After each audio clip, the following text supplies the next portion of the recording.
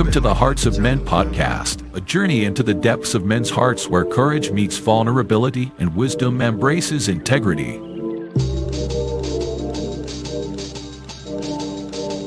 In a world that often measures a man by his outer achievements, this podcast dares to explore what truly defines a man of character. We unpack the challenges and triumphs that shape men's lives, bringing to light stories of resilience, compassion, and unshakable faith.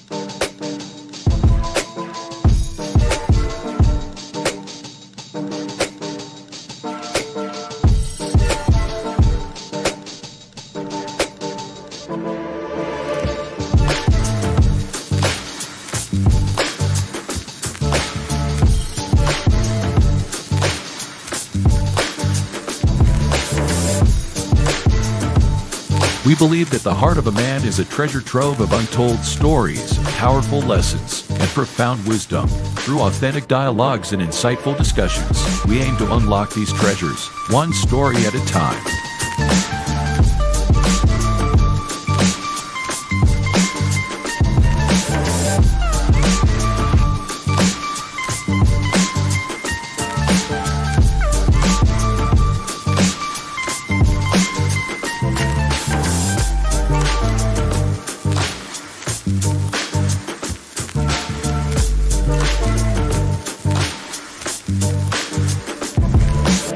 So, whether you're seeking guidance, inspiration, or simply a moment of reflection, you're in the right place. Get ready to be challenged, inspired, and transformed.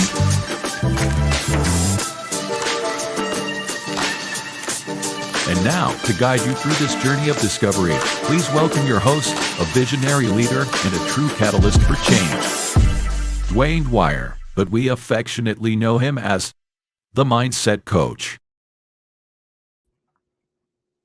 Good evening, happy Friday, and welcome to the Hearts of Men podcast. I am your co-host for this evening, the Uncle Junior, also known as the Consistency Coach, and my right-hand man, Lefty, who's going to be helping me co-host tonight is, ladies and gentlemen, poor man, Dr. Phil, Mr. Shift Tap, his brother. Happy Friday. How are you doing this afternoon, this evening? Man, I'm doing all right. We got through those days of the food, had to get rid of it. Now it's out of the refrigerator, out of the house. Now we can settle down and get ready for the next big event. But I'm doing all right. Man, that's good, man. I'm doing well too, man. You know, it's funny. The thing about it, you know, when you host Thanksgiving, it's one way. When you go visit somebody, it's a little bit different. You know, I've done both. Do you have a preference in whether or not you host or whether you'd rather go to somebody's house? Well, you know me, I'm not a holidays person. Yeah. But I love family. I love gatherings of family. Mm-hmm. Now, I love when they come to your house, but one thing I know about family and us is we don't always pick up after ourselves. We don't always respect other people's property. So, yeah, if we can do it over there, I'm cool with that. I'm the same way. I'd rather go somewhere like that on those days, just because, like you said, you know, because I've hosted before and the refrigerator's full. You have, you know, not enough room for this, not enough room for that, and then just end up with a whole bunch of extra stuff. And it's only two of us here, so you know, it's stuff to be there forever. End up wasting it and throwing it out versus going to somebody else's house and they can waste it. Yeah. And take your plate home. You know what I'm saying? At my house, I got to go things like you at a Chinese restaurant or something. Yeah. So I ain't gonna be putting them plates together, spilling the back seat. You get the thing with the pop the top on and get it up out my house. Keep it. I don't care. I buy them from HEB. Yeah, my sister did that the last time I hosted. I was like, that was smart. I never thought about that. I'm just like, man, as many years we've been getting to go plates, man, from the Chinese restaurant. And, you know, we ain't never did that on those holidays and stuff like that. That's crazy. But, man, glad to be here. It's just going to be us tonight. Gaddy got some things going on. The coach got some things going on. So just let the chat know it's just going to be us two here tonight. But that's all good to go because we still going to rock and roll and make shift happens at the end of the day. So with that being said, I'm gonna welcome everybody to the show. Miss Crystal Lynn, Thank you for being here, Miss His Divine Appointment, Charlotte Jordan. Keys to Key Realty. Thank you for being here as well. Who else? Did I miss anybody? His Divine Appointment. I think I said you. The Teresa. I think that looks Salton 1931. If I misspelt it, I apologize. And yes, it's Maya. So if there's anybody in there that I missed, appreciate you for being here. Feel free to be part of the show, ask your questions, get into the chat, the comments, all those good things like that, man. So with that being said, man, before we get started, anything else? Any housekeeping or anything else you want to share? Nah, I ain't got nothing. Let's just rock and roll. Let's go. All right, I'm with it then. Let me slide up over here. All right, so with that being said, tonight's topic is male expectation, the invisible cage crushing your joy. So first of all, we're going to start with just a baseline kind of definition for a couple of different things. So the first one is male expectation. So that's social, cultural, and personal pressures defining what a man should be, often unrealistic, rigid, and emotionally limiting. What are your thoughts on this definition before we move further? Oh, I'm cool with the definition. You cool with it? Oh, yeah. All right. The next one is the invisible cage. The invisible cage is the unseen emotional constraints built from expectations that trap a man into roles instead of authenticity. What are your thoughts and or questions about this one? Thumbs up on this one too. All right, I like both of these too. Next I'm going to do a couple like 3 warning signs. So here's some 3 warning signs that you may be inside this invisible cage that's crushing your joy. So the first one is emotional suppression. Emotional suppression is feeling the need to hide pain, fear, or vulnerability. The next one is identity overload, defining your worth only by performance or productivity. The last one is chronic over responsibility, feeling guilty when you rest or ask for help. With that being said, brother, here is tonight's first question. What's the earliest age you felt like you had to be a man instead of just being a boy? Wow. I think growing up in a house where my father was in and out of situations, dealing with his, demons, if you will. No male in the house but me because my cousin was in and out of, the system. I think a lot of the load came on me of responsibility of just work around the house and making sure things happen. And just the very mention of you, the man of the house, because I'm the only male in the house. So I think mentally it was preparing me to, hey, it's your responsibility to manage this stuff. Where I'm a little boy, so I guess I was maybe 10, around 10 years old. And I'm that, hey, you the man of the house. Like, I can't bust a grape in the fruit fight, but I'm the man of the house. I'm supposed to be responsible, but I have no knowledge of what responsibility means at this time. You muted. Man, I'm thinking that the earliest age for me may have been about 19. That's late when I had my son. So I wanted to say earlier, and I was going, similarly along the lines with you dealing with certain things inside of the home and stuff like that. But I didn't decide to grow up then. One of the things that I did was when all of that stuff was going on, I ran and I joined the military. So I got to get away from all of that stuff everything that was going on. I ran. So, but once I ran and got to the military and then found out a couple minutes later that my girlfriend at the time got pregnant. So then things had to change a little bit. You know what I'm saying? So, and then I think that's one part, but then even then, I still don't know if I really felt like I had to be a man yet. Hmm. Don't know if I really felt that or thought that until I probably got married. So what had happened was my son was born in 95. I joined the military in 94. Found out she was pregnant in 94.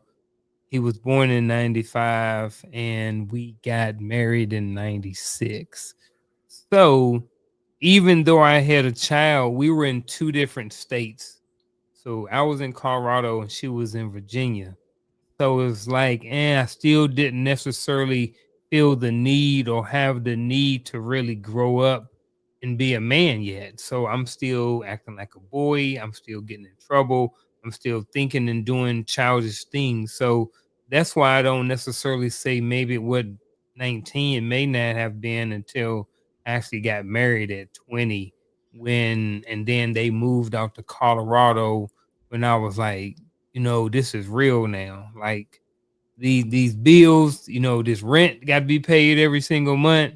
The car got to have gas in it. We only had one income for part of that time. I'm like a PFC in the army or something like that. So for me, it probably was a little bit later. I want to say 19, but it might have been about 20 once they moved out there, and I got married and stuff like that, and felt all of that responsibility that I, kind of had to be a man and couldn't just be a boy and do every single thing that I wanted to do. So, See, when you speak of responsibility, that for me came like at 14 and 15, mm-hmm, because at some point at 14, I was kicked out the house. mm-hmm, So, I'm out there hanging with my cousins and I'm doing every and anything. And what you do, hey, you got a little girlfriend and y'all get together. And next thing you know, somebody pregnant. And mm-hmm. so now my grandmother, she was like, oh, I ain't giving you nothing else. She said, you got to work for everything. I ain't paying for them diapers. I ain't paying for the Similac and all that other stuff. So I had to, in my mind, I had to become responsible for what was to come. So when I started having kids early, I'm young teen, I'm mid teens, I'm starting to have children. It's like, and I wasn't one of them guys that, hey, the mama got it. I actually took responsibility. That's why I'm still close to my babies now. I took responsibility and I'm still young. I'm still a kid. I'm in high school. I got to go to school. I got to make some money. I got to make sure they good. I got to, and I got to keep a roof over my head somewhere. So I'm going through all this at a young age, whereas all I should be thinking about is school. All I should be thinking about is playing. But I got to be the man. So we talking about male expectations. When you was 14 and 15 and you was out there, did grandma have? Did you and grandma have the same expectation of what you should be doing?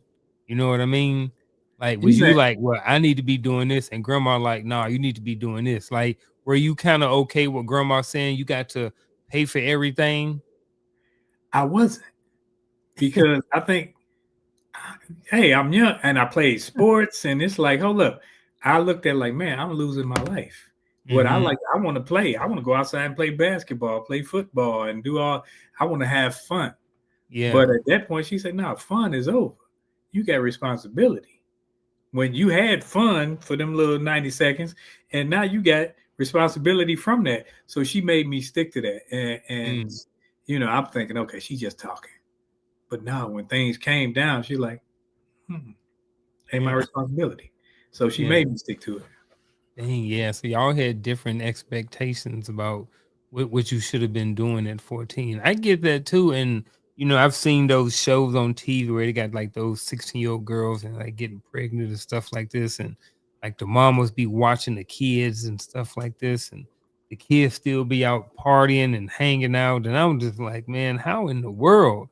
Right. Like, bro, like, so I'm with grandma. I'm just like, man, you need to be out there. I ain't paying for these diapers and stuff like that. You know what I'm saying? But at the same time, but see, here's the thing. What if that child has something? Like, what if that child is 6'6", you know what I mean? Like nice with basketball, you know what I mean? Because like, do you still, and this may be another conversation for another show, but we are kind of talking about expectations a little bit, so it may fall in line. But it's like, do you still, as a parent or a grandma, still push to go out there and pay for them Pampers, or do you allow that child to go 100% on that dream or that goal or that talent?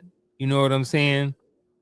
I think it's a thin line between hindrance and helping. Mm-hmm. Because you can help someone along the way, but when you don't allow a person, especially a male, to feel the pain of their decisions, they gonna keep making those decisions. They gonna keep expecting you to be their crutch, be their cushion, be their buffer, and that's what happens with a lot of young men. We are saved by our mamas. We're saved by our grandmothers because, oh, well, he ain't mean it and he ain't this, that, and the other. Instead of saying, dude, you made your bed, lie in it. See, that's what our grandmothers did. That's what our mothers did. But we say we don't want him to go through and he has this and he could be, and we want them to be the best. Well, I think at some point you got to make people responsible for their decisions or they will keep making bad decisions. Yeah. Yeah. I get that too. Next question, man. How have male expectations shaped the way you express or suppress emotion? I think I'm a emotional suppressor. Like I think I'm one of the typical men that when it came to emotions in sports, yeah, I can be rah rah. But in life, when things happen, it's like I got to be controlled. I can't show emotions. I got to be tough. I can't cry. You know, watching the movie, you want to show some emotion, but then sometimes I think, and it depends on how you grew up and where you grew up. I grew up in Detroit. I grew up in a crime-ridden area, and you talking murders and drugs and this, that, and other. And life happened. And when life happened, I think it kind of took away my innocence as a youth because I was partaking in some of that stuff. So it took away that. So now when the emotional part come in, I think that part of me was unalive. You know, I'd rather say the other word, but it was unalive because I had gone through certain things. And now it's like, man, I don't care about nothing. And that's where I think a lot of the children, especially my age group and beyond, it's like, I don't care about this. I don't care about my life. So I know I don't care about yours. Yeah. Man, when I look at this, how have male expectations shaped the way you express or suppress emotion? I think it starts early on, and I'm speaking in general terms when it comes to little boys growing up and stuff like this. So, and this is all kind of cliche, but I think it's still relevant. Talk about, little boys, be nice to little girls, don't hit girls back. If you fall down, get up, be a man, right? So, they spend a lot of their youth, you know what I mean, hearing things like this.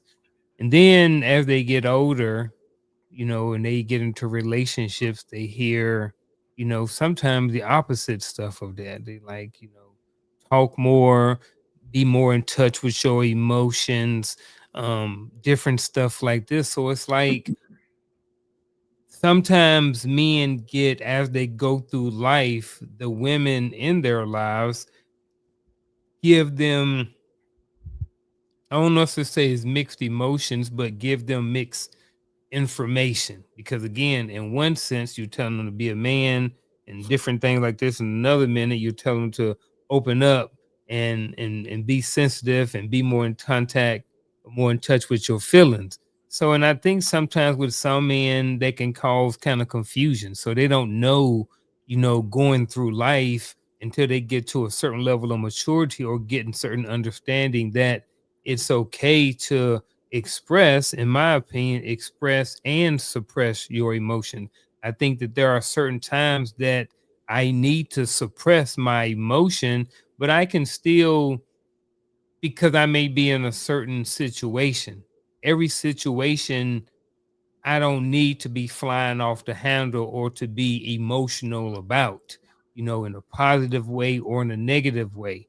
I need to be there's certain times and place for everything, and then there's certain to suppress them. Then there are certain times to where it's okay to express. If if I'm on here or if I call you up as another brother and I'm talking to you about something that may be going on in my life, I know that because of the relationship that we have developed over the last couple of years, so that I don't necessarily have to suppress my emotions. I can express whatever it is that I need to you.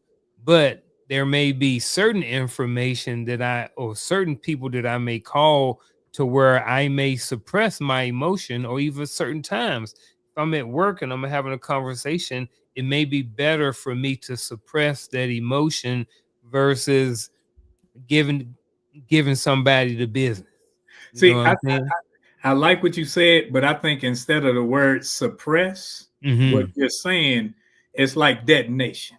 It's not a suppressed detonation. Mhm. It's a controlled detonation. Controlled, okay. So instead of suppression, meaning you holding it in, letting it bottle up, and eventually it got to go somewhere. So instead of that, you control it. It's like, I think we all need to be in control of our emotions, control of Mhm. ourselves. We all need to say, okay, I don't have to blow up after everything. I don't have to have road rage. I'm controlling me. I don't need to act like everybody else. And that's the difference between suppression and uh, controlling. I think we should control. So when we're in situations, we don't fly off the handle. Like I tell people, I sit there, you all that lip. I don't care what I'm getting mad for. Okay, unless you put your hands on me, you just running your mouth. That Yeah. is nothing to me. So when we're talking emotions, I think sometimes we have people telling us how to navigate our emotions that aren't equipped to tell us how to navigate our emotions. And when we have males telling females how to be females, females telling males how to be males, it's all going wrong because I'm telling you based off of my experience and my expectations of you, not of the actual experience of how you should be. Yeah. Yeah, I like how you just brought up that certain people shouldn't necessarily be telling people how they should be thinking or expressing themselves and stuff like that. But not but nah, I'm gonna move on. I was gonna say something, but I'm gonna leave it alone.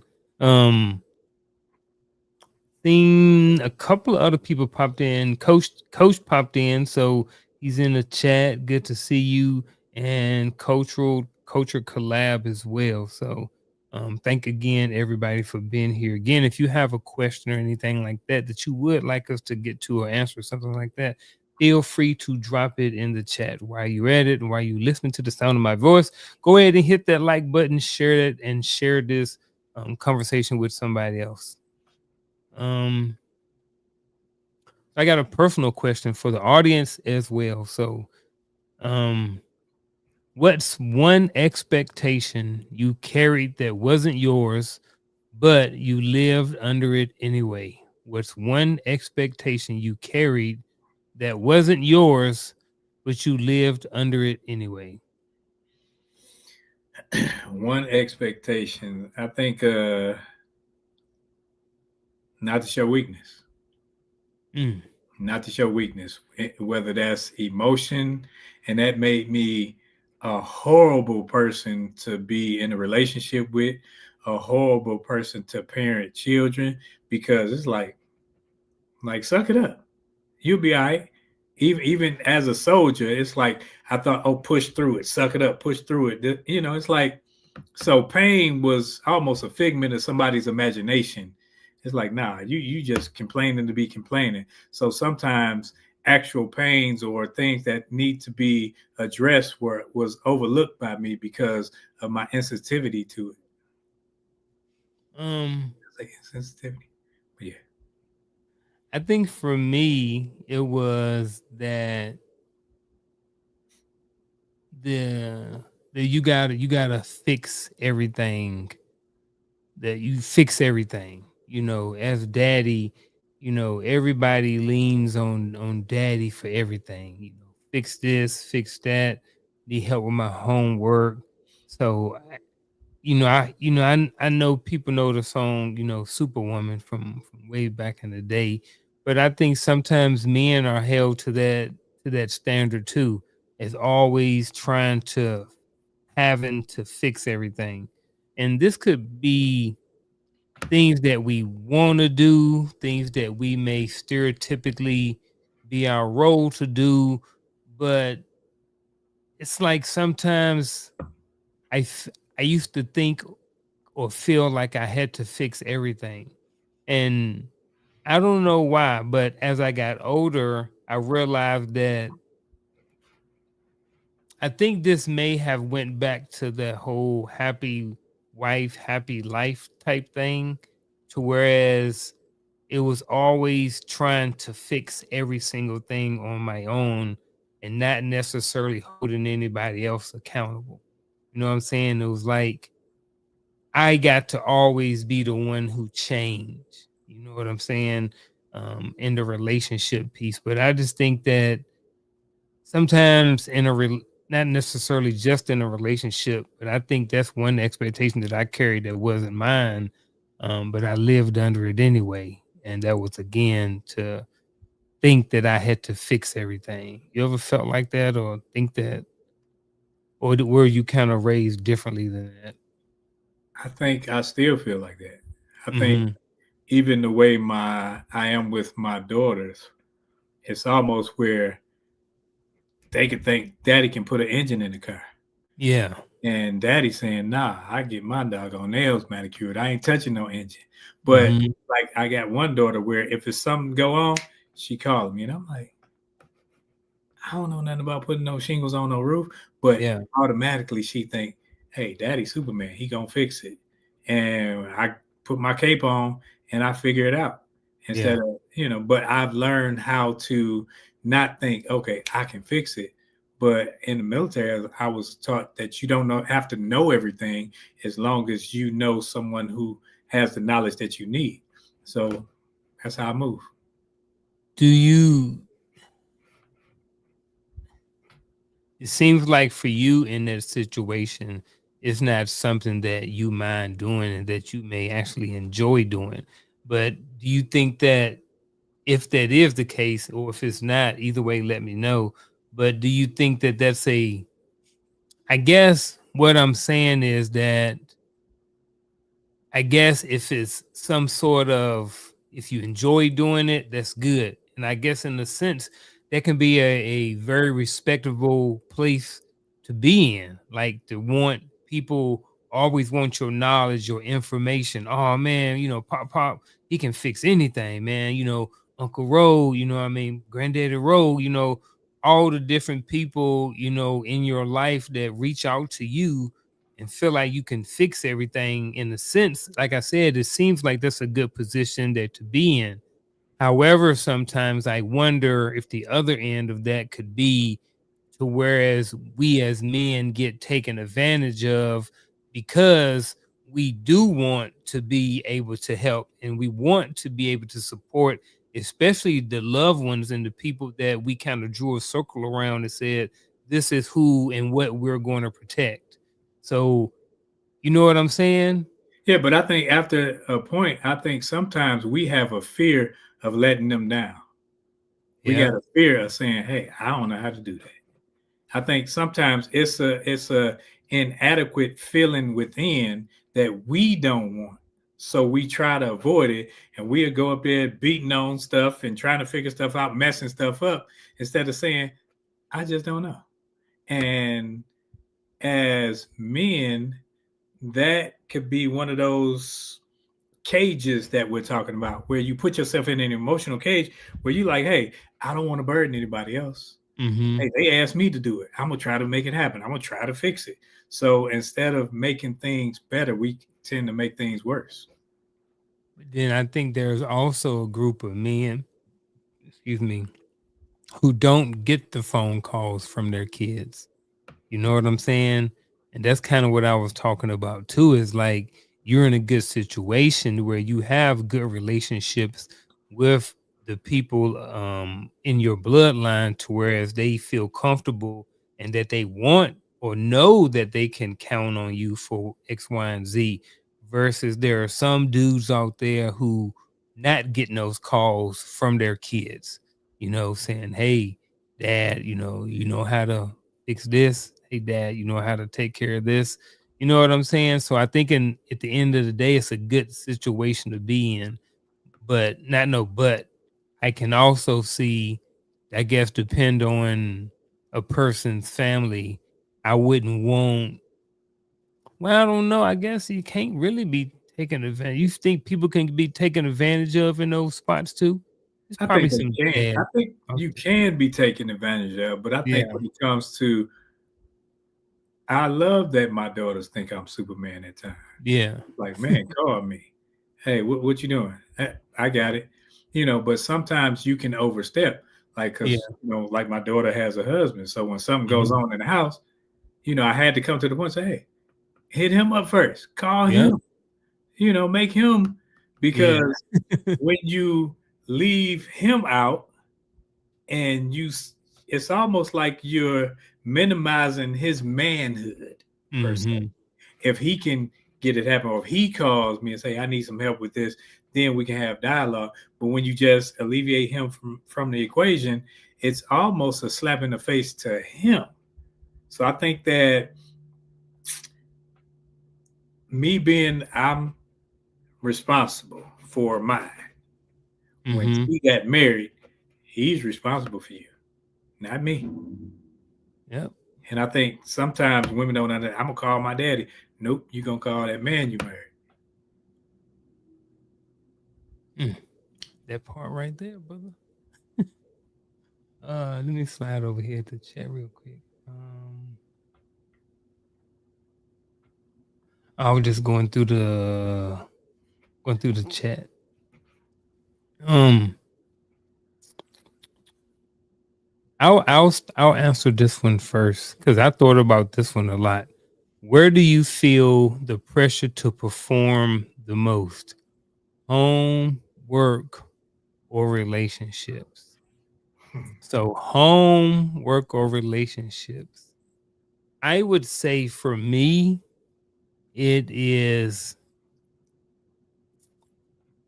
the relationship. Hmm. And here's why. And I'm talking about the relationship with my wife. Not pressure as in um daily pressure or anything like that. But knowing that as her husband, I took on a role to be the head of the household. So with that being said, there's a lot of responsibility that comes along with that.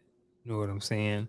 So for me, that's the one where it's most pressure. It's not pressure to be necessarily be a good husband or anything like that, but it's the pressure to perform um at my highest and at my best at all times because I am an example, I am a leader, and then that same relationship with her, even though we don't have kids together, I have children. I have 3 sons. So at if nothing else, I don't want to be a bad example. So because of all of that, I feel, I don't use the word feel a lot, but since it's in the question, I'm using it. That's where I feel the most pressure to perform the most is in my relationship.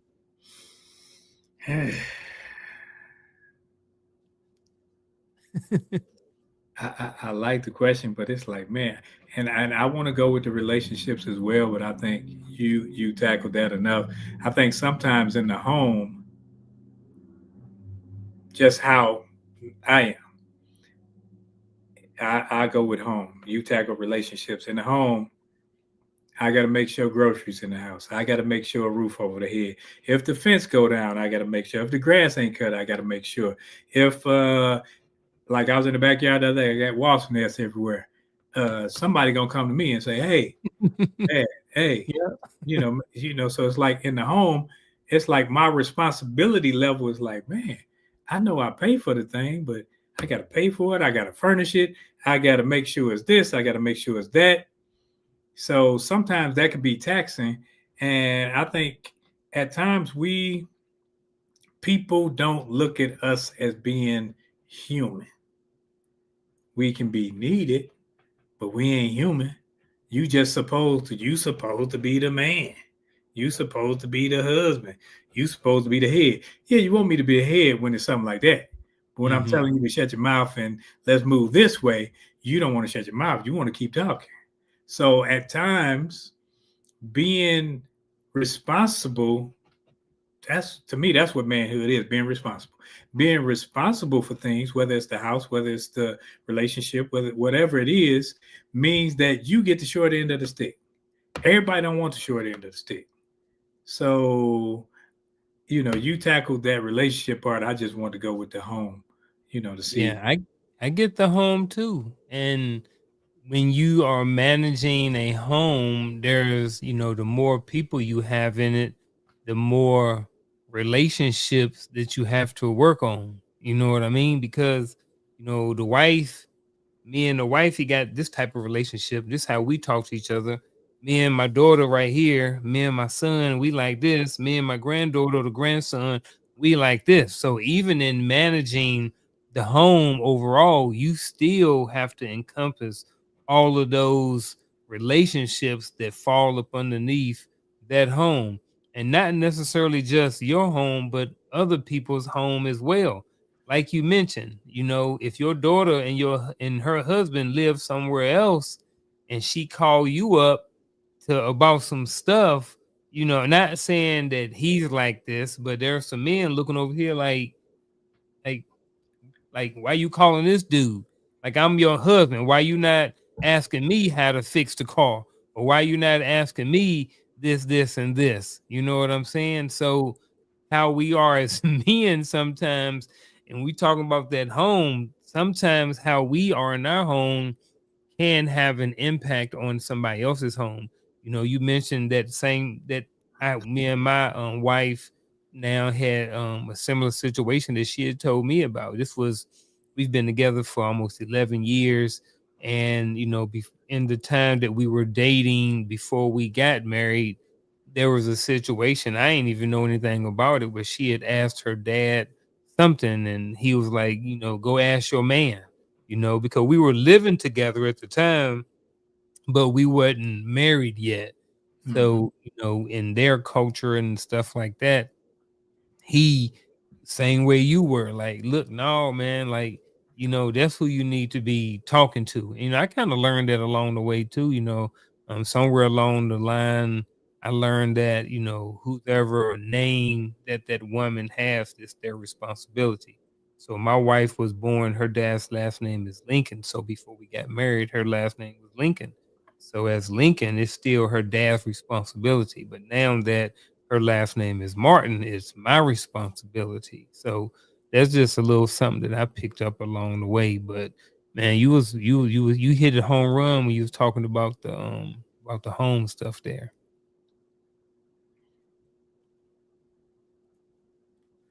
How do male expectations impact how men ask for help, or why they avoid it altogether? I can't speak for all men, but I ain't even gonna lie. It's still hard for me to ask for help. Mm. It is, because it's been ingrained in me since I was a little kid. You got to make it happen. You got to do it. Now, I think the newer generations, they ask for too much help. It's like, yeah, dog, you can't figure it out. Like, take some context clues and piece this thing together. And instead of trying, it's like they've been coddled so much to where uh mama been giving them the little side dollars every now and again, hey, don't tell your daddy. Okay, I got you. And bailing people out. So now the male expectation is low. Women nowadays say, I got it. I do it myself, Mm-hmm. because they understand nowadays. Now, our generation got to make it happen. I don't by hook or by crook, it's gonna happen. And I think the pressures of it sometimes get to us. So the impact on how we ask, it's hard for me to ask for help. Yeah. I'm not even gonna lie. Like if I need money, I got too many things where I can say, okay, I'm gonna take this and do this with that. I'm gonna get this money, but I'm not about to go and say, hey, because it feels like a weakness almost. So now mentally, instead of you utilizing my family, utilizing my community, I will suppress that and I go into a hole and not thinking that, hey, me digging this hole is putting the family in jeopardy of something down the line. So if I take out a payday loan, if I take out a title loan, now that's going to come back and bite me in the butt later. But at the moment, I'm thinking I'm fixing it. I'm thinking I'm doing what a man should do. And it's one of those things where I'm looking at it like, man, I'm thinking I'm making it happen, but I'm thinking I'm being a man. But in reality, I'm acting childlike. I get all of that, man. I think that there are still some areas of my life where I'm pretty stubborn at when it comes to asking for help as well. For a lot of different reasons. To name some, if I come to you to borrow $100, you like, darn man, like, bro, this dude retired from the military. Like, some things about my just based off my lifestyle that I shouldn't. I don't necessarily fit the description of somebody who would come to you to ask you for $100. So if I'm asking somebody for $100, I'm like, darn, what is Roland going to be looking at me? What is he going to be thinking about? How is he going to be thinking about me if I ask him for $100? You know what I'm saying? So for me, some of that is them expectations on how I'm going to be looked at by my wolf pack or by my peers, or how I'm going to be looked at once I look myself in the mirror and I'm comparing myself good, bad, or indifferent to other men. If I have to borrow that $100, I'm just like, why am I in a situation to where I need to borrow $100? That's me. That's how I am. But I also know that there are people on the other side of that it's okay for them to do it and they have no qualms about it. But that expectation on men asking for help is hard, because whether I go to one of my homeboys, whether or not I go to my wife, whether or not I go to my wife's parents or whoever it may be, I think that if I'm going to certain people for certain types of help in certain areas, that they're going to look at me in a certain way. Should I, in a sense, have know who I am as a man? Absolutely. However, what if I lost my train of thought? See, while Never you mind. thinking about your train of thought, Coach got Yeah. a good question right there. Okay. Let me bring it up there. Wrong screen. Oh, I not, wonder. Not that one? not that part. Yeah, that question, but read what's off the wrong screen. I can't. No, yeah, open it up. Oh, okay. Do male expectations impact how men ask for help? Or is it more of an upbringing or society expectation that impacts the how? And that's exactly what it is. Mm-hmm. Because male expectations, where do they come from? It all depends on who's raising you, what you've seen males perform, or how you've seen males perform, and your societal, everything comes into fruition when it's like, if I am like you were just talking, if I'm in that same state and I'm saying, man, I don't want to ask for anything. Now, I always tell people, my money come with my questions. If you accept my money, you get my conversation. Too easy. Now, because if you're mishandling funds. Got you. I'm gonna give you the money, but we're gonna have a talk about how to get you out of this situation.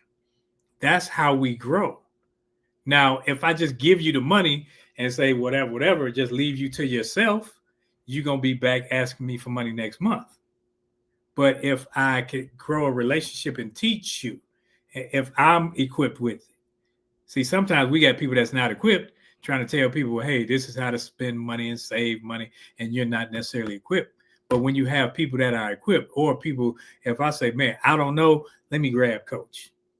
Let me grab coach. He knows about this. And then we all come together. Now, when you come into a bind and we have to bring you out of that bind, we have the expectation that we're giving you not just the substance, but the knowledge so that you won't be in this situation again. Might be in another situation, but you won't be in this one. I'm thinking about a situation not too long ago where I had someone reach out to me for some financial support. It was a couple of years ago, and the way, and this is where I'm leaning. I'm glad Coach brought it up, so thank you. More of an upbringing or society expectation that impacts the how. The how is like how they come to you for it and ask you. I remember this particular brother was just like kind of just really like beating around the bush about it, and then was really trying to explain why they needed that. And I'm just like, look, bro, where we are, you ain't got to do all of that. All you got to do is just ask. If you just ask, I'm either going to give it to you or either I'm not. But you don't have to paint this big picture for me, because I think what it is society or his upbringing has said, this is how you're supposed to ask people for money. Yes, in general, I think that most people kind of be, because I've heard and I've seen people get asked for money a lot, and heard stories about how people have asked them for money and stuff like this. And it's always kind of similar. Sometimes start with the sob story or them explaining a whole bunch of different reasons why they need it. And I think that because a lot of people, that's what they want. So that's what they try to give people, all of that background information on why they want to borrow or ask for some help, versus just saying, hey, look, brother, man, I'm in a situation. I just need to borrow some money. I need to borrow your truck. I need whatever it may be, without the whole bunch of stuff. And I think that's because some of that societal expectation. But, as I've gotten more mature, I'm at the point where I don't even want to hear it, because if somebody coming to me with it, I'm either going to give it to them or either I'm not. You know what I'm saying? So yeah, and I'm glad Coach brought that to the table, because sometimes we think everything is just cookie cutter. Yeah. This is how men should be. This is how women should be. No, I think it's an individual perspective in all of us, because we were all raised in different societies, different communities. So we have a different upbringing in how we see things. Now we should be able to come together and say, okay, in our community, this is how we move. I don't care what you did back in Chitlin Switch, Georgia, or Mudbury, Michigan. This is how we move here. And as men, like, because I know a lot, I've seen it where a lot of men, they're easy to go to women and put their hand out, because they expect that sympathy. They expect that nurturing person, instead of saying, man, let me go to the bros. Let me go to, us. And so we can figure out some things and make this happen and get me out of whatever bind that I've put myself in. And that takes first taking responsibility for your actions. Yeah. I want to do this. I'm gonna go back to that question. I want to hit or avoid it altogether real quick. You can go after me if you want to add something to it. If not, don't worry about it. But I think that's part of a problem too, is, they get grown up, saying, just like we said, when little kids, suck it up, drive on, move on with it, blah, blah, blah, blah, blah, blah, blah. So sometimes they have that feeling or that thought process that they're supposed to fix everything. So they avoid altogether asking for help, like you said, like you mentioned as well. People just avoid asking for help, and I think sometimes that's okay to avoid asking for help. I think that there are certain situations that men need to work through, like you was talking about, with the younger generation. Some of this stuff, y'all need to work through. You know what I mean? You're not going to be where Roland is at necessarily at 22 or 23 years old. There's been a whole bunch of life that has happened in that 30-year gap that you may have with a 20-year-old or so. You know what I'm saying? So I think some of it it can be a huge issue to avoid asking for help as well. Let's slide down to a would you rather segment. You okay with that? Oh, let's go. All right. Wrong one. All right, there you go. All right, here we go. First one. Would you rather look strong or feel strong? Look or feel, both Let's talk about physically. Yeah. I think you can look strong, and I don't like either one of these, but if I got to pick one, I'm going to pick feel. Yeah, I'm going to pick feel too. It's like, you may not always necessarily look. There's a whole bunch of people who don't look like a professional bodybuilder or whatever like that, and they still feel strong. You know what I'm saying? So I'm going with the feel strong.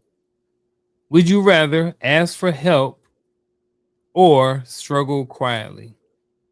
Now, and where I am in life, I'd rather ask.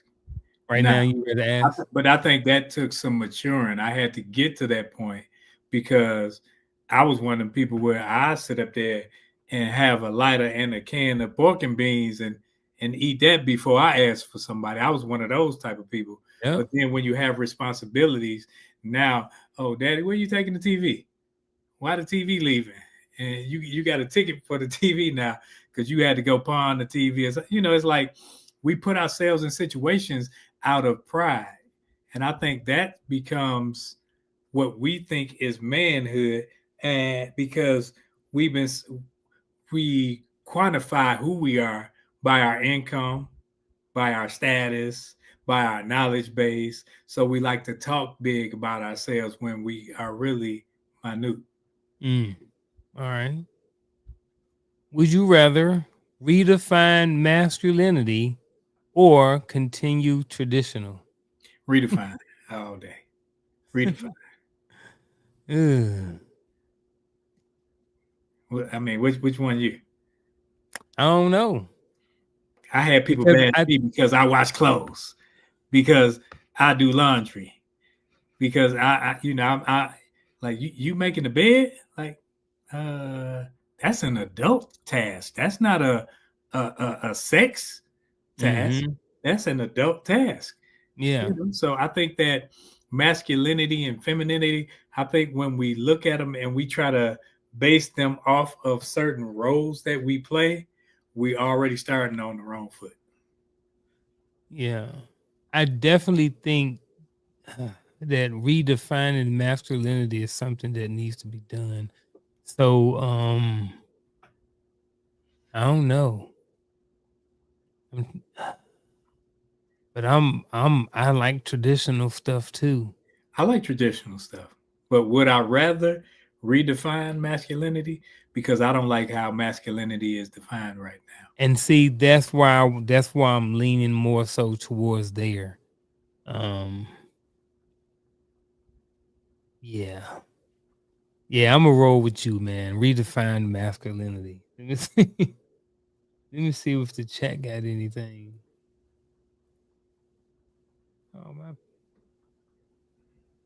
Oh, somebody said neither. Next, would you rather disappoint others or disappoint yourself? Oh, would I rather disappoint neither? But if I gotta choose one myself, well, nah, others. Bump that. I think at the end of the day, the person in the mirror is who matters. Mm-hmm. So if I disappoint me, that's going to, like, others' expectations of me shouldn't be who I base my value in. I should base my value in how I move, how I see me. And if I see myself doing something that's righteous, that's right, then I'm good. I don't care what you think about it. You ain't got to think anything about it. If I think it's right. I'd rather disappoint others. Yeah. That's what you said, right? Yeah. Yeah, I rather disappoint others. Like I said, I don't want to. I'm not gonna. I don't have no control over your disappointment. You know what I mean? I'm going to disappoint people. I am going to disappoint myself. I don't want to, but it just comes with being a human. Sometimes I'm going to disappoint myself and I'm going to disappoint others. But, sometimes I can be harder on myself. So I think sometimes I'm okay with, yeah, I'm going to disappoint other people. I said neither. Would you rather cry openly or hold it in? Cry openly or hold it in? We talking about the ugly cry, like the woman off Murder, whatever it was. Nah. I know what you mean by the ugly cry, though. Yeah, Like the ugly snot and scene. everything. Yeah. I think at like it's a maturing thing. I think at this age, I'd rather hold it in. I ain't even gonna lie. I'd rather suck it up, hold it in. I don't want to be crying over that. What are we talking about? Are we talking about, oh, I got a flat tire? Or are we talking about, oh, mama passed or something like that? Now that's okay, you mourning. But you just crying about things that you're responsible for, hold that in, suck that up. I'm with you. I'd rather hold it in. With you for all those reasons, man. Like, I'm good now. I'll be 50. I'll be 50 in a couple weeks, man. I'm good with just holding it in. I Viola know Davis, you knew. huh? She said it in the chat, Viola Davis. Viola Davis. Look, hey, I'm cool with sharing, and I'm cool with crying. I'm okay with crying openly about certain things around certain company. I wouldn't cry in school or at work. I don't know what reason why I could be crying, even if I got some certain news. I'll probably take it to the bathroom or take it to work. I mean, take it to my car or something like that. But crying openly, holding it in, I choose B. I think that was it, man. Yeah, that was the last one. Even when I Yeah, had I get Lisa Key says situational too. right. That's why I say if it's like mourning, Yeah. but if it's something just that I'm responsible for, something fail. Yeah. Yeah. Am I hurt? Am I injured? Yeah, that's different. How does the pressure to always provide shape men's mental health? How does the pressure to Always provide shape men's mental health, or does it? I think it can if you allow it to, because the pressure comes if you allow it to. Because I think when I was retiring, I was like, man, what am I gonna do? I got to make this much money. I got to do this and I got to do that. We think about things that are external that we don't even control, but we're trying to control them. So it kind of builds a lot of pressure inside, and a lot of us have mental breakdowns and heart attacks and anxiety attacks, and it's bad for the mental health. Instead of us saying, man, let me actually tackle this thing bit by bit so that I can look at it in the micro, not the macro. So instead of looking at the big picture, let me take it little picture and then expand. So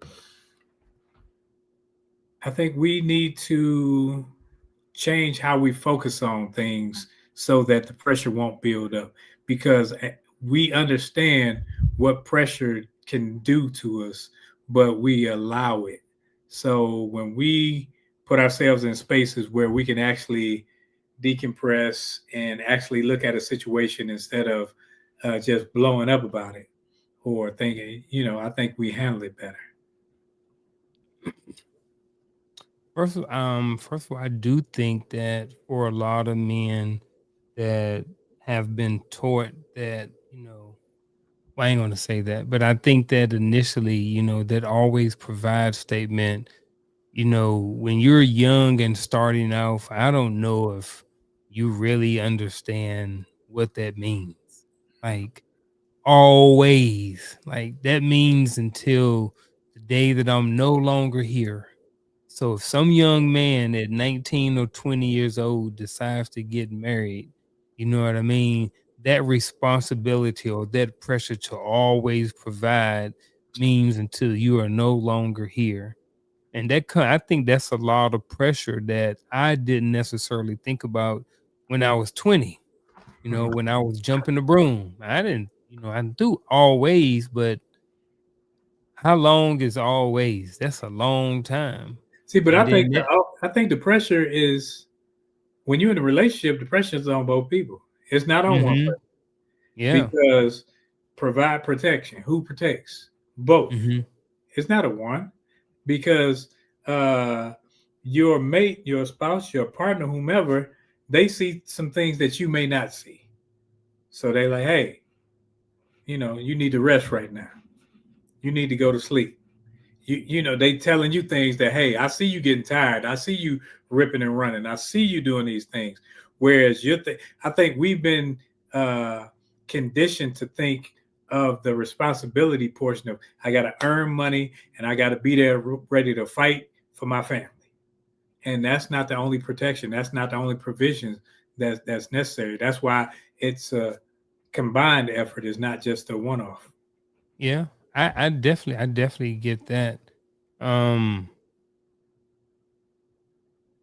until the day that I roll up out of here, I gotta make sure that this mortgage is paid. Mm-hmm. You know what I mean? I gotta make sure that if I roll out of here first, that there's enough for my wife to live the same type of lifestyle that she has right now without having to adjust her lifestyle. She already got to bury me. Last thing I need to do is add extra pressure on her once I roll up out of here. So I definitely understand exactly where you come from because there are things that both people in a relationship have to provide, but just speaking from one side of it, you know what I mean, and that pressure, I think that affects um men's mental health differently. I think when we're young, you just kind of just rolling along and stuff like this, but then as you get older, um knowing that you have a certain responsibility in life, or once you decide what that responsibility is going to be, you know what I mean? I think it's men, I think, start to take a little bit better care of their mental health because they understand how important their mental health may be to the overall being able to provide for the long term.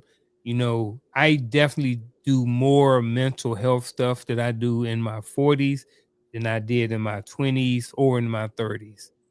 I've benefited from just having the awareness of how important my mental health is to making decisions, to being more locked in about things, to being more aware of the time that we all have here and what should be done with that time. Whereas things were different, like again in my 20s and my 30s. So but I think that as men start to mature and start to age and become more aware of their mortality and stuff like this, I think for a lot of us, we start that pressure of always providing not necessarily turns into profession the pressure, but turns into more into responsibility or something else that we need to make sure that we take care of so we can be able to provide, and that our mental health is stuff like that is in check as well. See, but I don't think the pressure doesn't go away. It just shifts. Yeah. Because even like you said about you're there to provide for the house until I'm Yeah. sure, because I know you, that you have provided where after you're gone, the house is still provided for. Yeah. See, because that's what men do. Mm-hmm. Now, there's some provisions to where, and that's why it's like, hey, it's imperative for you to get insurance. It's imperative for you to say, hey, I need to stop eating the little ho-hos and Twinkies and stuff like that when they come back and tell you your sugar high. Well, Mm-hmm. it's like, man, you got to start thinking now. Your responsibility level and your thinking marries, and you say, man, I got to be responsible for me too. Yep. I get all of that, man. Get it. Um. Ooh. What expectation do you think hurts men the most in relationship?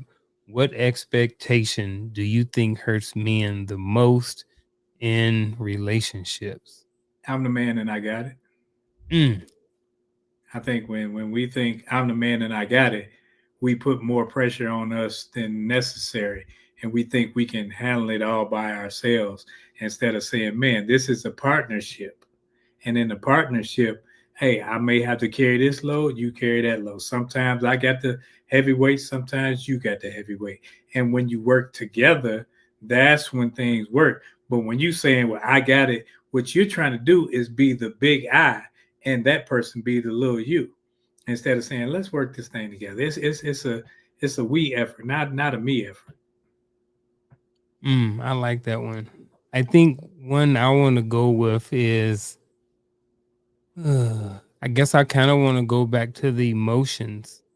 Um, and I think it's two part. I think one is the expectation that they need to um suck it up, and then the other expectation is that they need to be more emotional. And I think that the reason why I say that is because, kind of back to that other question about society and upbringing, I think this is where that kind of works, kind of with this question, because I think there's two different expectations sometimes when it comes to men, when it comes to relationships. And again, I think that like coach brought up, may have a lot to do with our upbringing and society and what society thinks, because when it comes to emotions, like again, like I mentioned before, there's a certain segment in men's life who want them to be very emotional and share everything and say everything to them, and I'm speaking about maybe the wife or the girlfriend or something like that. But then as men, we're taught to suck that stuff up, brother. Like, don't be telling everybody all your business. I mean, in men and around men circles, one of the things that we talk about is don't share certain things with your lady for whatever reason. Sometimes it's because when you do become very emotional or something like that, sometimes there's an argument that may come up in the future, and then now those things are thrown back in your face. So part of that expectation that hurts men in relationships is the duality of growing up with mixed signals about emotions and how they're supposed to respond to emotions as they grow up, and versus when they're in a relationship with their lady. At least that's what I think. Yeah, I was over here reading the chat, and Oh, I what I see miss? the ninja gang. What expectation do you think hurts men most in relationships? I think when we have those expectations that I think when we think we got to do it all, man. Yeah. I think that's where we are. When we think you're in a relationship, that means you two are jointly rooted together. So that means we work together. That means we communicate. That means we talk. That means You can't just sit up there and get mad and fly off at the handle and not articulate your issues. You got to be able to articulate your issues, because not being able to do that shows lack of maturity. And when you have a lack of maturity, why are you in a relationship? You need to be in a relationship with yourself first. And when you get in a relationship with yourself first, so that now you won't be like, somebody over here talking about yourself talking about crying and emotions, because crying and emotions are valid in certain perspectives. Now, if you just crying just because you're crying, now we have a problem. Now you have some learning, some educating, some growing to do. But when you are in a space where it's like, man, how can we grow? I'm always looking to grow. Yeah. If I'm ignorant in a certain area, I don't want to be ignorant. So I want to get out of that area. I'm with you. Ladies and gentlemen, thank you for being here. You guys been here for the last hour and 10 or 11 minutes or so. So again, if you haven't already, go ahead and hit that like button, share it, save it, all of those different things like that. And again, if you have any questions or comments that you'd like to add to the chat, feel free to do so. We have been looking over there, so definitely appreciate the engagement that's in the chat right now. Oh, I got it like that. Time for some scenarios. All right, so here's the first scenario. Marcus hides stress from his girlfriend of 8 months because he thinks sharing it makes him less of a man. It's now impacting intimacy and communication. What's the issue and or the next move? Marcus is the issue. Marcus ain't adult enough to have a conversation with his lady. Marcus needs to have he needs to grow up and have a conversation with her, because apparently I don't think the duration of the relationship matters. I think that him hiding the stress of what's going on in the relationship matters. So it's impacting intimacy and communication, but he's the one that knows about it. So it's impacting his communication, his intimacy. So I think Marcus is being selfish and needs to open this conversation up to talk to this young lady. Let me see. Marcus has stress. So I got to think about what type of stress is Marcus hiding. If I'm stressed out from work, how many of us are told, let work stay at work? Don't bring work home. So if he's hiding his stress, maybe he hasn't learned how to manage it yet. I get talking to the wife. I want to know how it's impacting intimacy and communication. Because it seems like if it's impacting communication, they have a communication issue. And you hit on it when you talked about that he need to talk to her about it. I don't know if he need to talk to her or she need to talk to him, but they both need to work on their communication, because if it's impacting communication, I think that's where they need to start it, is with the communication piece. Somebody ain't talking to somebody.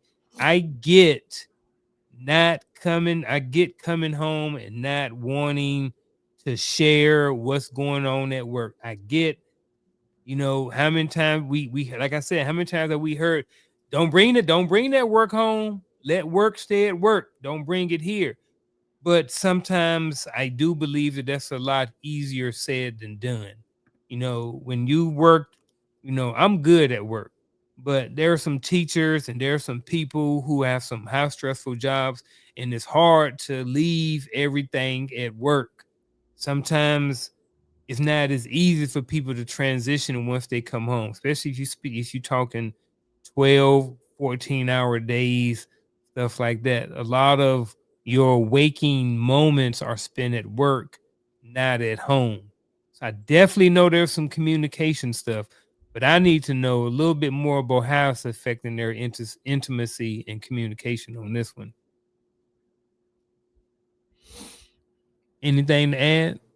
Yeah, I mean, that situation, I think it's Marcus. Marcus is his stress, his problem. Now it's affecting the relationship. So he has to do when they say man up, I hate that Yeah. phrase. Hate it, but he got to look at it and say, man, how is this holding me back from moving forward in my relationship? Because Mm-hmm. whatever this stress is affecting me over here now. Mm-hmm. Ooh, I like that right there too. Let's talk about this. Coach just brought it up. What if she is the source of his stress? Now, go back to the question. Mm. Says Marcus hides stress from his woman. So if she's the source of the stress and he's hiding it, he's still the problem. Because he need to be Speak up. talking Say to her something. about why she's stressing Exactly. him out. Yes. He's still the Yeah. problem. Yeah. Be a man about it. Ain't that what Tony said? Yeah. Yeah. Then Chardin just made another comment too. I get that too. I get both of them. Marcus has to get to the root of his stress. How is it going to talk to his wife or girlfriend in this case if he doesn't know what it is? Yeah. And right here, it need to speak his mind. So everybody with Marcus needing to have a conversation about it. Yep. There you go, Marcus. All right, here we go. Here's another one. We got Derek, Mr. Derek here.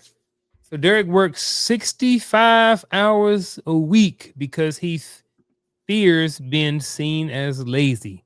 That's another one right there. Another expectation right there. If you ain't working, you being lazy, right? So he's exhausted, irritable, and disconnected from his 2 children, ages 3 and 5, and his wife. What's the issue and or the next move? Man, why you bashing men today? Hey, the male expectations, brother. Nah, he's working and he has in his mind, that's one of those cages where we think if we work more, if we provide more, if we do more, we're more manly, we're better off. Instead of saying, man, let me look at the things that really matter. That job you can find another job. And if it's taking you away 65 hours a week, man, because he has an inadequacy issue built inside him. So I would suggest therapy in this session. Not talk to me, talk to somebody qualified to help him get out of that rut within his mind. You need to add another 15 more hours to his work week. No, I'm just playing. Need to be at 80. See, here's where I may differ a little bit on this. His kids are 3 and 5. I understand being there. They're still young. I also understand working. He has the mindset that he's going to work. So he's probably a worker, maybe not an entrepreneur. Let's say for this purpose, he's working a 9 to 5 or whatever, or 9 to 11 or whatever, 9 to 10. Who knows how long he's working long hours. So he may have in his mind that, hey, you know what I'm going to do? I'm going to work hard in my 20s and my 30s so I can relax in my 40s and 50s or whatever like that. So in a sense, I'm not necessarily faulting him 100%. I'm not saying that everything is an issue. I am saying that not that they need to go to Disneyland, but I do think that there needs to be a conversation on the why. And being lazy can't be the why. You know, like you mentioned therapy or something like that. I don't know what's in there. Maybe therapy, maybe something else. But working 65 hours for the fear of being lazy, I don't know if that's okay. However, I have seen where fear have put people in situations and worked out for them. You know, I'm a living example. I stayed in the military out of fear. Had a wife at the time, had 3 kids. I'm just like, brother, I ain't got nothing. If I get out, all I got was the flipping. I came from the flipping burgers generation. So would you get out, you're gonna be flipping burgers at McDonald's. So I didn't have the fear of flipping burgers at McDonald's. So I did my 20 years. So at least I'd have a little bit of money coming in. You Right. know what I'm saying? So I ain't have to flip burgers. Or if I was going to flip burgers, it wasn't going to be for 65 hours a week. So I'm not totally against this. I do think that back, just like the last scenario, there needs to be a conversation had in there somewhere about why the fears there about being lazy. You know what I'm saying? But I do think that him and his wife need to have a conversation about, what does getting connected back to the family look like? And even with 65 hours a week, you can still find time in there to do it. But I understand being exhausted, irritable, and disconnected and all of those things too. So we need to know why the 65 hours is there, in my opinion. But just being lazy, I don't get it. Right.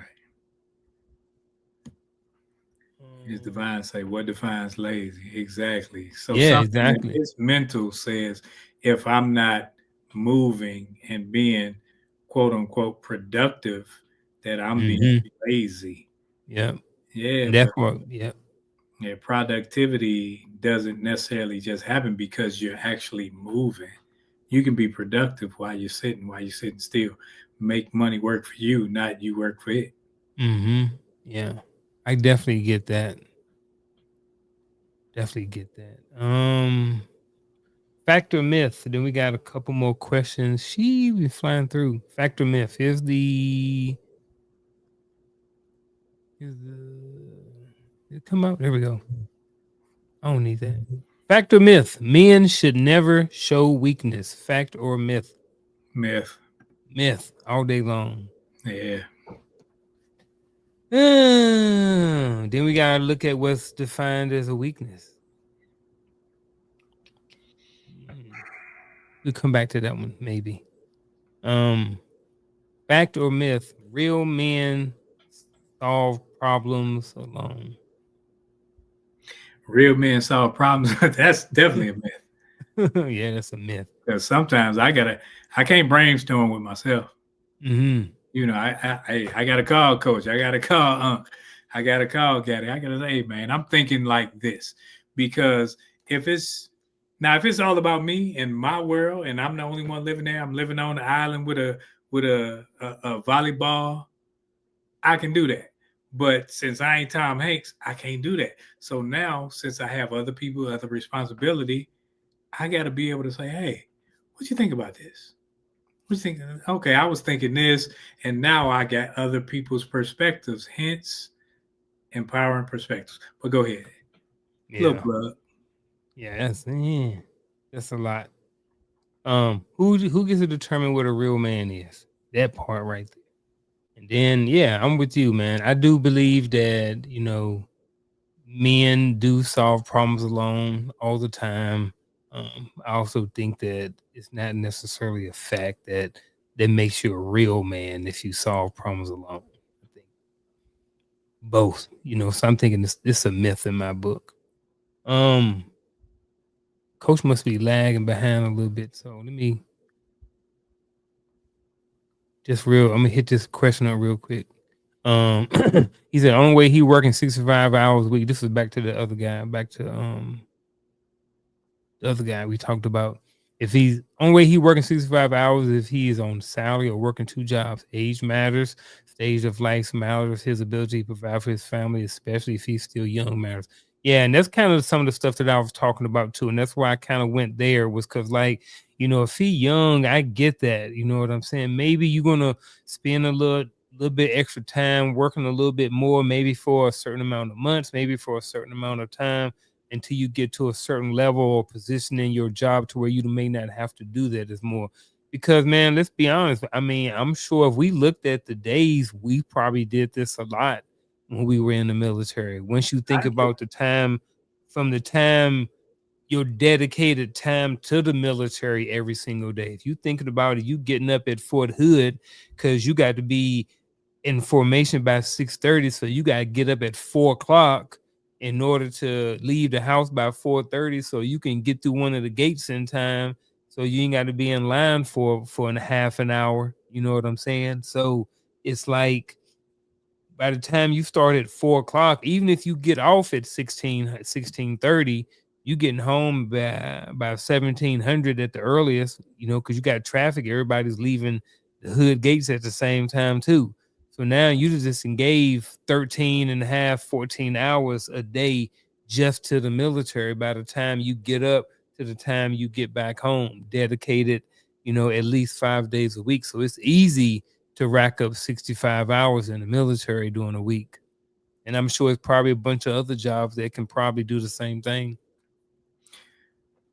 Yeah, because when I was young in the military, I was in the military and I took the school option. So I was going to school during the day and I was working. I'm in the military going to school and I'm working at Blockbuster Video. Dang. At night. So it's like, Are you in the military? Yeah. I was working at Blockbuster Video right down Hood Road. It's a pawn shop now. But yeah. And going to school. Yeah. And getting up at however early in the morning to go to be at PT by 6:30. Yep. I said all that stuff matter. Yeah, I'm with his design. Thank the Lord for retirement. Fact or myth? A man's worth is based on what he provides. Myth. Myth all day long. We ain't gonna spend too much time on that one. Men, fact or myth? Men don't feel emotions as deeply as women. Myth. Myth. I think the expectation from other people is that you feel if you don't express it and feel it how I feel it, you aren't feeling it. You minimum. If you can control your emotions, if you can manage yourself, then it's like, well, you don't understand. Instead of me actually being able to, mentally put it in there, and I say, okay, let me go ahead and chop this puzzle up so I can put it together and make sense of it before I react. I think some people are more based on feelings and reactions. Yeah, I like that. Fact or myth? Strong men don't cry. That's a myth. That's a myth. If you got to cry, cry. Yeah. Strong men cry all the time. I ain't about to sit up there and put myself in a nut house because somebody else see me crying and talk. I'm worried about you talking about me. Yeah. Last one. Fact or myth? Asking for help makes you less masculine. Come on, stop. Nope. Myth. I think that's part of masculinity. When you know you need help, ask. Don't wait till it's like, I think ask. I think that's what's wrong with our society now. And that's what, like, everybody talk about this time of the year, but people are together. And then that whole suicide awareness thing, when you don't ask for help, when you feel all the pressure, but you refuse to talk about it, that's not manly. That's stupidity. I agree. Man, we're going to get into this last question. Then we're going to close out with final thoughts, man. Looking at the time. Here we go. What expectation do you think men secretly or openly want freedom from the most? What expectation do you think men secretly want freedom from? I think we want freedom from the expectation of other people's feelings about us, of how we should move, how we should be, how we should act. I think that men, when you try to put us all into a pot to be one thing, it becomes something crazy because no, I will never be Uncle Junior. I will never be Coach. I will never, live up to that, but I can be the best me. And if I look at manhood and maturity as one and how it is that I am moving, as long as I have the same baseline, then hey, it works. But when I try to put your expectations of me on me and I try to live up to that, I'm gonna fall short every time. I think I like that one. One I like, and also too, is the expectation that we never need help.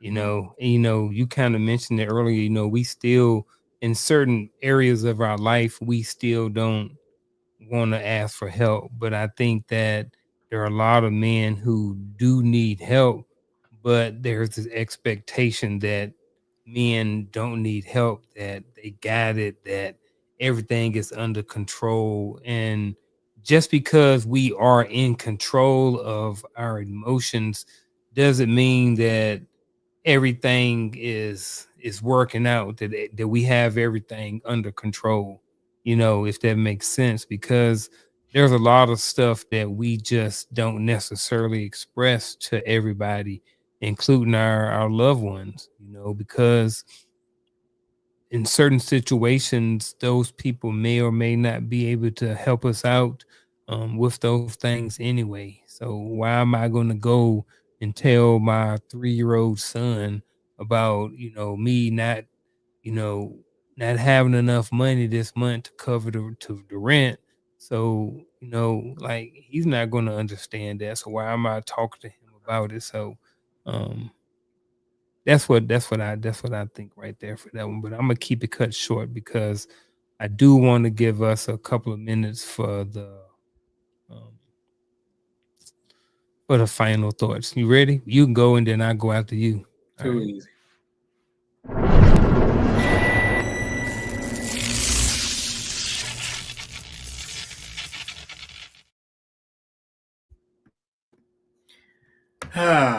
Male expectation, the invisible cage crushing your joy. 3 warning signs. I think one of those cages is having to have constant strength. When you think about being a man, having to be strong for everybody, having to be everybody's leaning post. I think that's one of those things that we need to get out of. Sometimes I need to lean on somebody too. Sometimes you need to lean on someone too. And I don't have all the answers. And when I have to make it up and seem like I have all the answers, then when it doesn't come to pass, I seem like a fraud. So mentally, I'm being drained. Physically, I'm being drained. So what we're looking for is that invisible cage to be something that holds us in. But what it does, it locks me into a position where I'm not equipped to get out of. And then the mental isolation is one of those things where I can put myself in the box, say, yeah, I'm good. How many times have you heard a man say, you say, how you doing? Yeah, I'm good. Because we don't want to talk about it. Because we're looking at it like, if I tell you about it, you ain't gonna do nothing about it. Instead of us talking about it and us coming to a resolve to where we're like, man, just talking about it is therapy. Just having brothers to communicate is therapy. I think that's what we need more of, communication between brothers that let us know that it's okay to not have all the answers. It's okay if you are emotional about a situation. What's not okay is for you to bottle it up, hold it in, and then explode on your family, explode on your relationships to where now there's nothing fruitful in it, and you're looking at it like they are the problem when it's you and your insides, and everything about you internally. That's all I got today. Appreciate that. My final thought, I'm going to stick with the first part, and it talks about male expectations. Mentioned earlier, I'll bring it up. Coach talked about it, and I think it fits right here. A lot of times when we look at male expectations, those male expectations come from society and our upbringing. So my thought process, or my final thought, is about, you know what I mean, is the information that you've gotten from society and your upbringing applicable to what is expected of you as a male? So, not to challenge anyone, but at the same time, to challenge someone who may be listening to this is, do you does your expectations of who you are as a male line up with society and or your upbringing, good, bad, or indifferent? I think it's important for men and males to understand exactly what is expected out of us, as a man. And I'm not saying that I'm necessarily the person that to determine or to give you these things. I believe that I have some things that I believe quantifies men and what we should be doing as males in our life, but you may have your own, so I would encourage you, if you don't already, to figure out exactly what those male expectations are and kind of sort of moving accordingly or not. Either way, it's up to you. What you got, brother, man, before we close this podcast out this afternoon? You muted. I thought it was a good conversation. It allowed Yeah. us to look internally. And because when we're talking about men, we can talk about men, but every time I say men, I'm thinking about me. Mm-hmm. I'm thinking about how I move, how to better myself, how to not like respond to people. That's part of the controlling your emotions, part of, because I can't tell somebody, hey, you need to have a cooler head when I'm a high head. So it's like sometimes you got to say, okay, let the dumb stuff roll. Let stupid people be who they are, because it shows. Mm-hmm. It's like everybody sees it. So when you speak, if you speak stupidity, it speaks of you and your intellect, not me. So that's one of those things where it's like, man, I appreciate the conversation. Yeah, definitely too, man. Likewise, and appreciate having with you. Appreciate Coach Ben in the chat and stuff like this, adding value, just like everybody else who added value by asking questions and engaging in tonight's conversation. Thought I had one more thing before I rolled out. Back next week, next Friday. I guess that was it. I did like that dehydrated nurse comment. Who wrote these? It's like some crazy woman. That was like one of the last ones she wrote. But again, with that being said, we appreciate everybody for being here. Check us out next Friday night for another episode of Hearts of Men podcast. Something may be going on tomorrow and or Sunday. I don't know. You know if anything going on this week? Nope. No. All right. Coach's Corner on Tuesday. I think that's it. Got anything? I ain't got nothing, man. I appreciate you. Hey, Coach, enjoy yourself. Yep. Pray for speedy health of our brother Tawami Gaddy. Health issues, but he's doing fine. But continue to pray for him and lift us all up, the community. All right. Have a good one. Peace.